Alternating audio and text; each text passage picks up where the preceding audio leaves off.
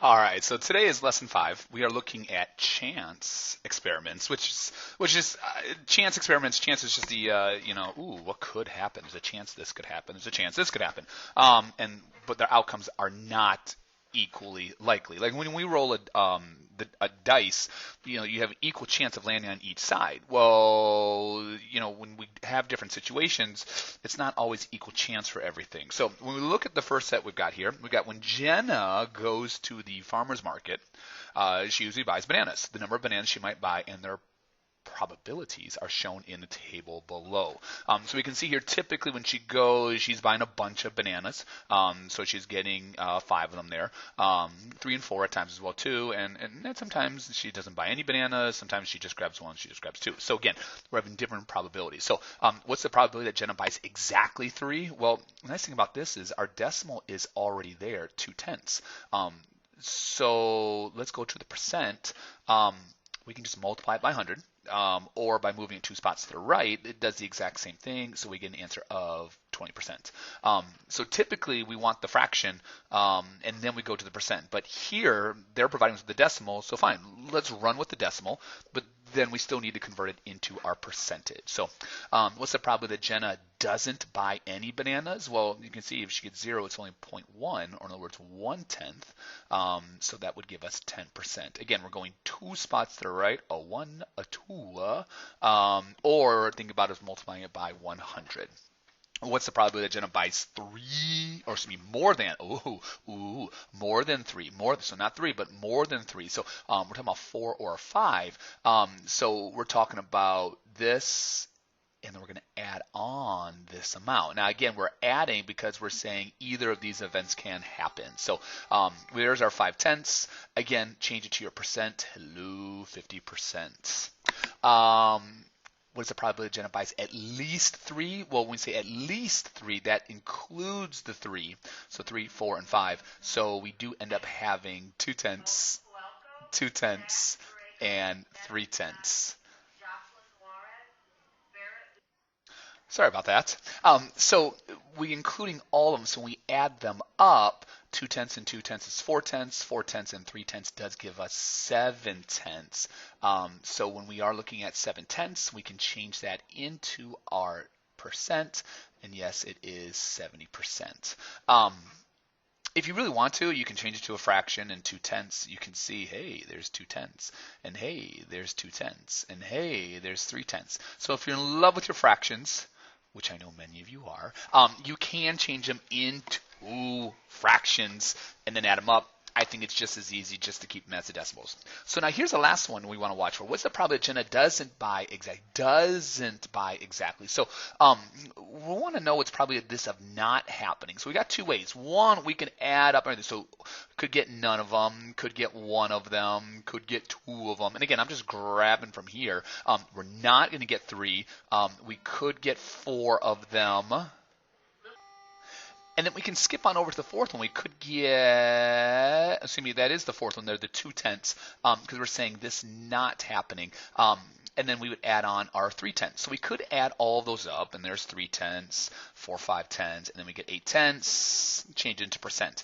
Not the efficient method though. If we want the probability of something not happening, it's easier to just subtract it away from 1.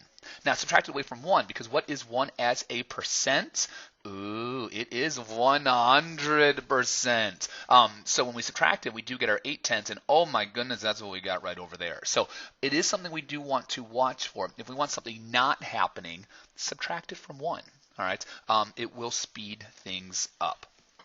So this is one thing we want you to notice there is that when you do have a table of probabilities, the sum always equals 1 whole. All right, and this is always true. Now let's go to why it is always true. It kind of goes back to what we were just talking about here. Is what's percent always out of? Well, it's always out of it's 100%. So that's why it is the 1. That's why we are able to subtract that. All right, let's go on down to the next page.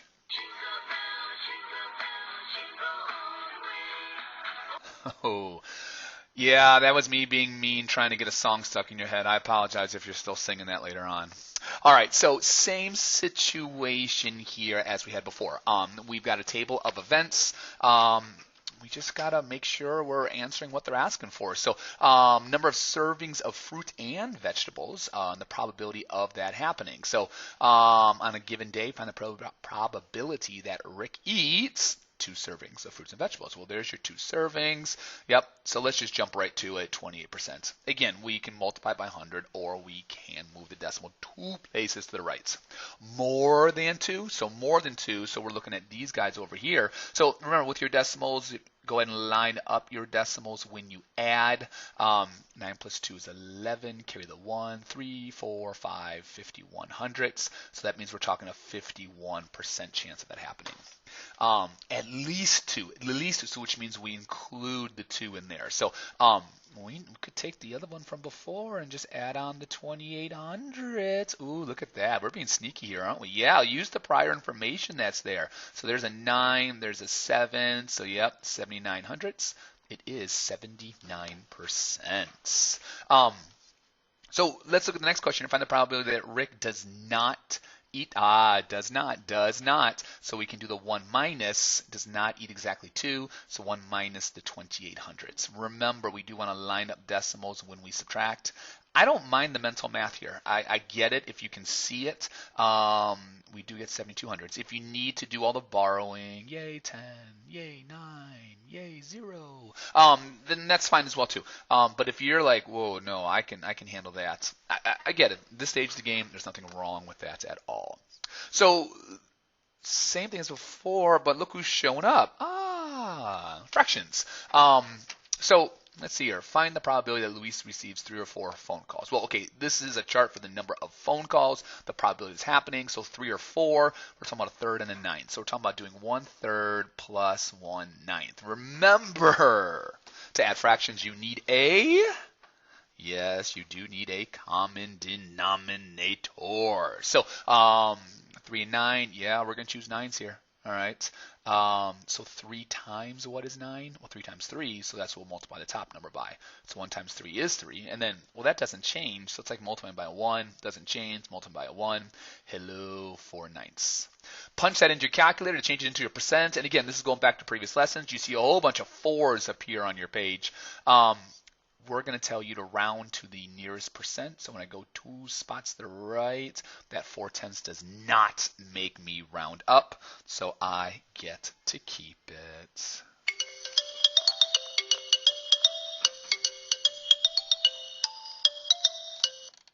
So let's continue on our way here.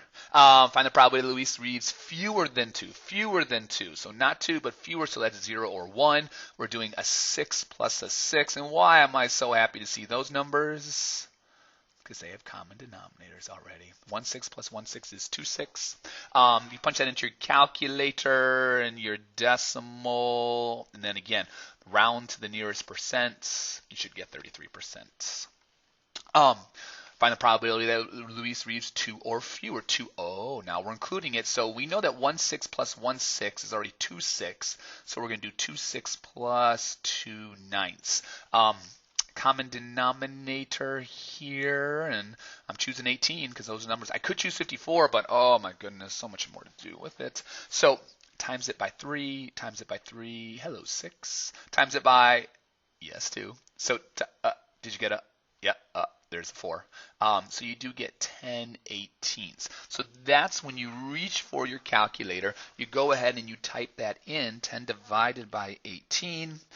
If you want to, just times it by 100 right away, and you should get this on your screen.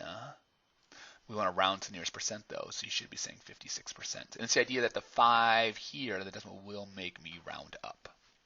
And then find the probability that Luis does not receive 4 phone calls. Okay, there's that not. So 1 minus the 1/9. We do need common denominators, so 9/9 is the same as 1. And again, if you can do the mental math and say that's 8/9, that's fine. Punch that in, multiply by 100. You should get an 88 with a whole bunch of 8s following it there, which should give you the 89%, because yes, it is going to make you round up. So again, hopefully you're at this stage of the game now where you kind of feel like you're repeating people over and over again. We're going to skip the exercise 3 through 7, all right?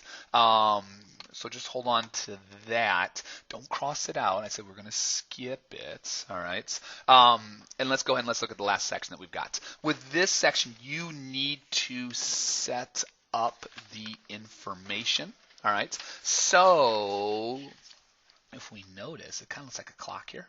All right, so how many equal groups do we have? Well, there's 12 hours in the day, so there are 12 equal groups. So the probability of the spinner or the pointer stops on red, there's only one section out of the 12, so 1/12. All right, remember, we typically want it as a percent as well, but it does say to write your answers as fractions in lowest terms, so I can stop right there. The blue, I've got a 1, a 2, so it is 2/12. But oh my goodness, I'm simplifying here. You saw that, didn't you? Yeah, so 2/12 does bring us down to 1/6. We can divide both of them by the number 2. The green, all right, a 1, a 2, a 3, a 4, a 5 of them. There are 5 of them, so it is 5 out of 12. We are simplified. And then the yellow, a 1, a 2, a 3, a 4. It is 4 out of the 12. 4 fits into both of them there, so that is 1/3. So now we've got our information that's there.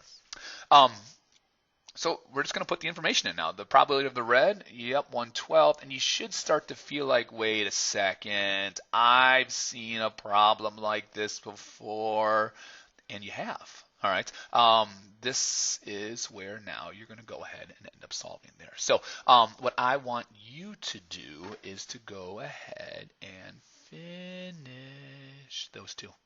All right, you're going to use your chart that you've got there, but find the probability that the pointer stops in either the blue or the green region. So let's make sure we get our common denominators, and also we get our percentages here. So you should have, for each of your answers, you should have a fraction down, and you should have a percent answer as well. All right, that's all that we got for you there. All right.